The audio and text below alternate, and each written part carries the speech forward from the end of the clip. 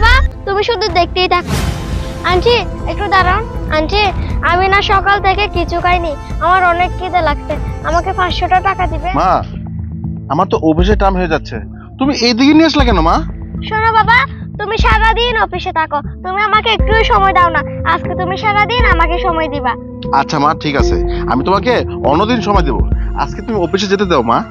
শোনো বাবা, আজকে আমি তোমাকে অনেক বড় একটা সারপ্রাইজ দেব, তুমি কোনো কথা বলবা না, চলো। আরে মা তুমি ওদিকে কোথায় নিয়ে যাচ্ছ আমাকে? আরে বাবা তোমাকে বলছি না কোনো কথা বলবো না, তুমি আমার সাথে আসো। বাবা তুমি এখানে দাঁড়াও, তুমি শুধু দেখতেই থাকো, একদম কথা বলবা না কিন্তু। আরে আমি তো কিছুই বুঝলাম না, আমার মেয়েটা আমাকে কেন আড়ালে রাখলো? কেউ তো আসতেছে না কোনো, ওই যে একজন আসতেছে। আন্টি আমার একটা কথা শুনুন। হ্যাঁ বল, কি বলবি বল। আন্টি আমি না সকাল থেকে কিছু খাই নাই, আমাকে 500 টাকা দিবেন? দেখছো কত বড় সাহস, এই ফকিন্নির বাচ্চা আমার কাছে টাকা চাই, 500 টাকা তাও আবার। এই ফকিন্নির বাচ্চা, তোর এত বড় সাহস কোন জায়গা থেকে আসলো? হ্যাঁ তুই আমার কাছে টাকা চাস? এই টাকা কি গাছে ধরে? হ্যাঁ যাই এখান থেকে যা, ফকিন্নির বাচ্চা। আসো তো। বাবা চুপ।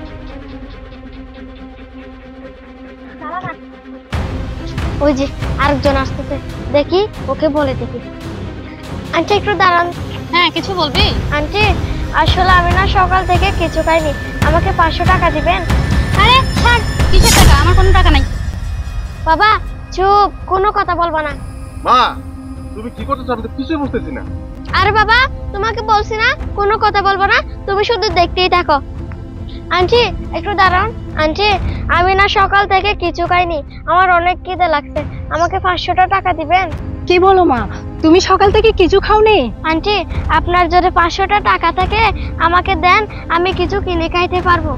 আসলে মা আমার কাছে তো বেশি টাকা নেই, 500 টাকা আছে, এটাই তুমি নাও, এটা নিয়ে কিছু খেয়ে নিও। আন্টি আপনি না অনেক ভালো, আপনাকে আরেকটা কথা বলবো? হ্যাঁ মা বলো, কি বলবে? আন্টি কিছু মনে করবেন না, আপনাকে একটা কথা জিজ্ঞেস করি, আপনি কি বিয়ে করছেন? না মা, আমি তো এখনো বিয়ে করিনি। কেন বলো তো? আন্টি আপনি সত্যি বলতেছেন তো আপনি বিয়ে করেননি? আপনি কি আমার মা হবেন? আরে মা কি বলো তুমি, কিন্তু এটা কিভাবে সম্ভব? আন্টি আপনি রাজি থাকলে সবই সম্ভব।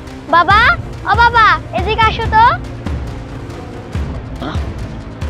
মানে ম্যাডাম আসলে আমার মেয়েটি মা ছাড়া তো, ও হঠাৎ করে কেমন জানি হয়ে গেছে, কিছু মনে করেন না, সরি। হ্যাঁ মা ছাড়া মানে?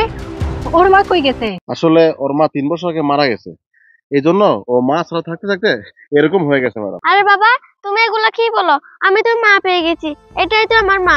মা তুমি কি আমার মা হবে না? অবশ্যই মা, তোমার বাবা যদি রাজি থাকে তাহলে আমি তোমার দিকে তাকিয়ে তোমার মা হব। আর তোমার বাবা কি রাজি হবে? বাবা মা তো রাজি হয়ে গেছে, তুমি কি রাজি হবে না?